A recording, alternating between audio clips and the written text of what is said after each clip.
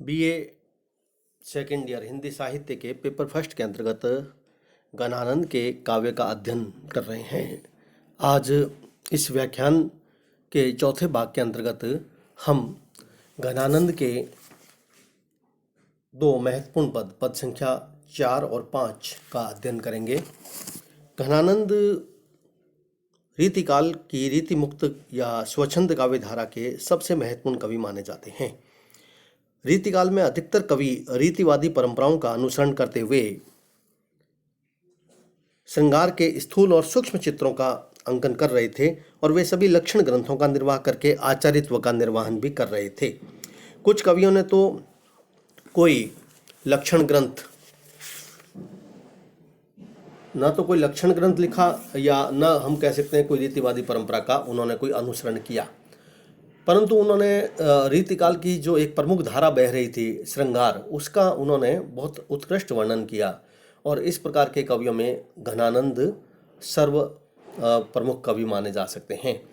और ये वर्ग रीति मुक्त इसी कारण से कहलाता है कि इन्होंने न तो लक्षण ग्रंथ लिखा और न आचार्यत्व का निर्वहन किया। घनानंद ने बौद्धिक चेतना की अपेक्षा हृदय की जो गहराइयाँ हैं जो या अनुभूति है उसकी प्रधानता देकर उन्होंने प्रेम की पीर और विरह वेदना का मार्मिक चित्रण किया था। घनानंद ने प्रेम को वासना के मांसल घेरे से बाहर निकालकर उसे सात्विकता पवित्रता प्रदान की और अपने जो लौकिक प्रेम था उस लौकिक प्रेम को उन्होंने अलौकिक रूप में अभिव्यक्त करना शुरू कर दिया और इसी कारण से उनकी जो हृदय की अनुभूतियां हैं उसका गहरा अनुभव स्वयं घनानंद और पाठक दोनों ने महसूस किया।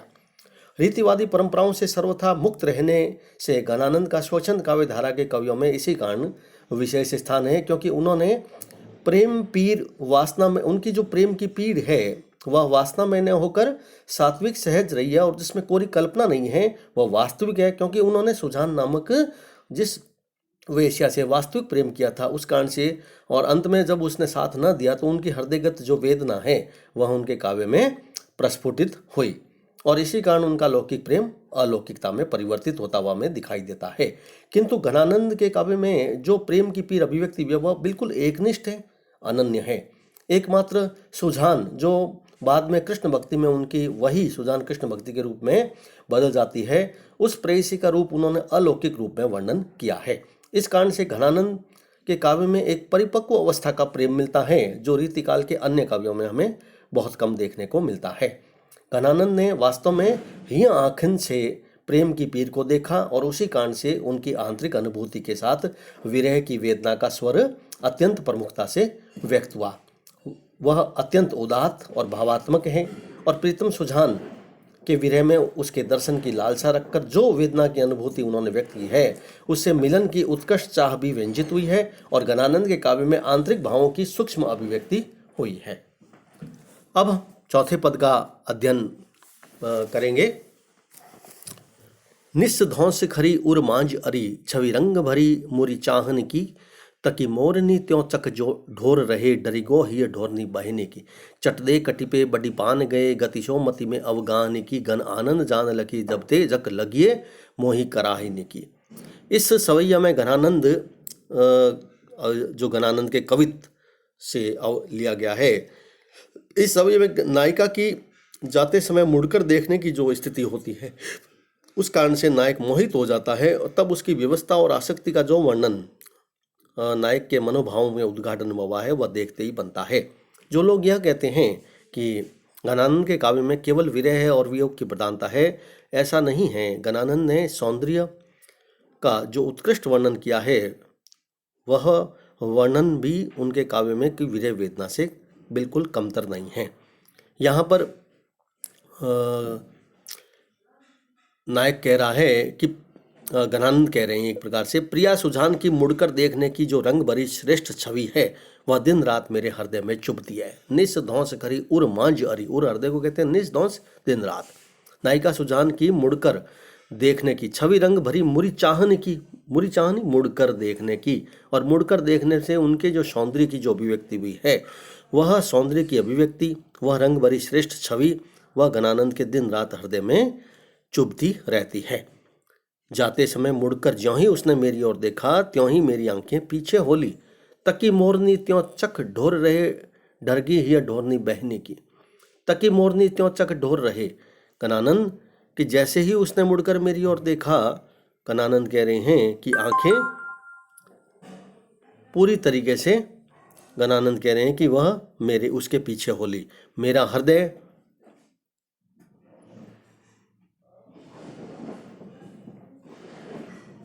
उसी प्रकार उसके पीछे ढल गया जिस प्रकार कोई किसी पशु को हाँक कर अपने साथ ले जाए।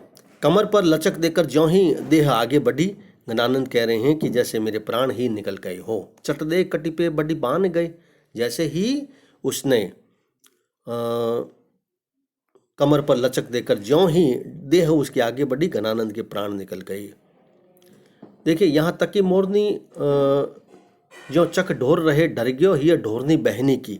गणानंद के इस पद के अंतर्गत मैं पुनः थोड़ा सा उसको स्मरण करवा दूं, उससे छूट गया था कि गणानंद कह रहे हैं कि मेरा हृदय उसी प्रकार उसके पीछे ढल गया जिस प्रकार कोई किसी पशु को हाँक कर अपने साथ ले जाता है।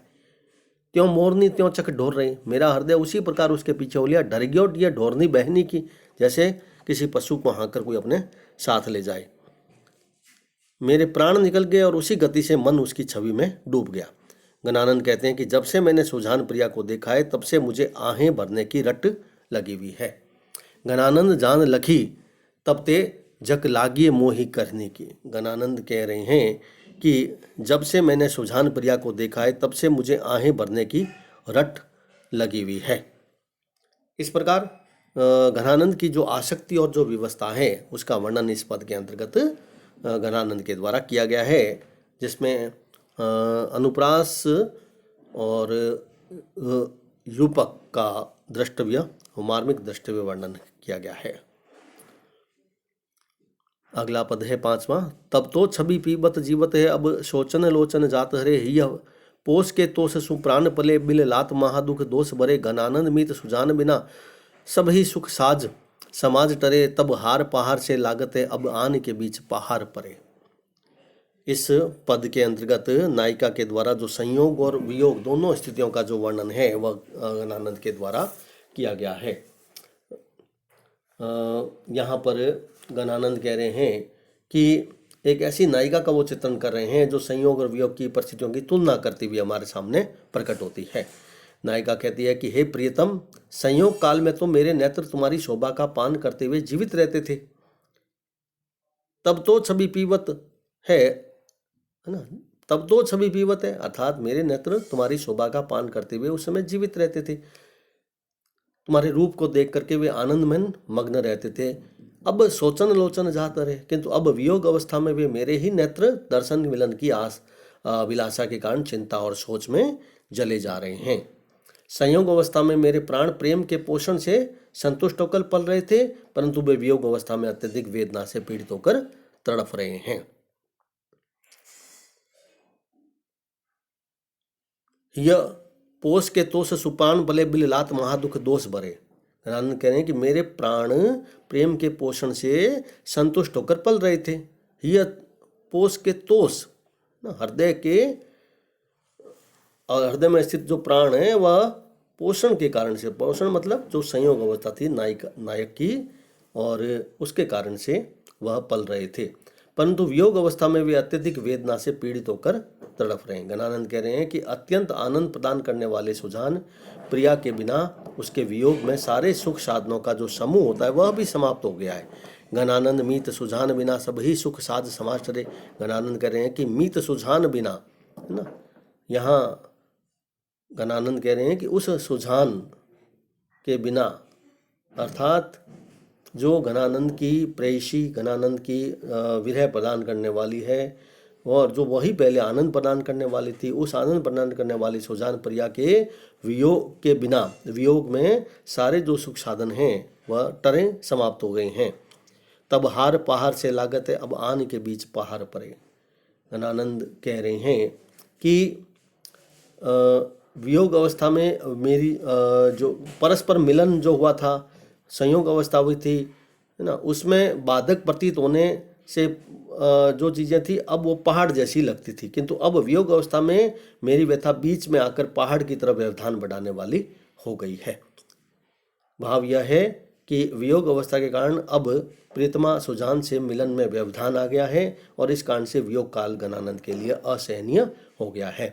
संयोग अवस्था में हार जो होता है ना, गले का हार, वह भी पहाड़ के समान प्रतीत होता है, तब हार पहाड़ से लागत है। वियोग अवस्था में जो हार होता है गले में पहना हुआ, वह भी पहाड़ के समान प्रतीत होता है। अर्थात संयोग के समय में हृदय में जो कोई भी चीज़ हम धारण करते हैं, चाहे कोई भी वो माला हो, माला के रूप में जो हार होते हैं, वही वियोग अवस्था में व्यथा के बीच में आकर वह पहाड़ जैसी दिखाई देती है। उक्त पदों के अंतर्गत धनानंद ने विरह भावना का जो उत्कृष्ट चित्रण किया है, वह भाव साम्य की दृष्टि से बहुत महत्वपूर्ण है। हिंदी साहित्य में ऐसे बहुत कम कवि हुए हैं जिनकी तुलना हम इस प्रकार के वियोग पदों से हम कर सकते हैं। हार पहाड़ में उपमा अनुप्रास, हार पहाड़ से लागत, उपमा अलंकार का प्रयोग अधिक हुआ है, अनुप्रास का है, और पीवत जीवत जो है उसमें यमक अलंकार का प्रयोग हुआ है।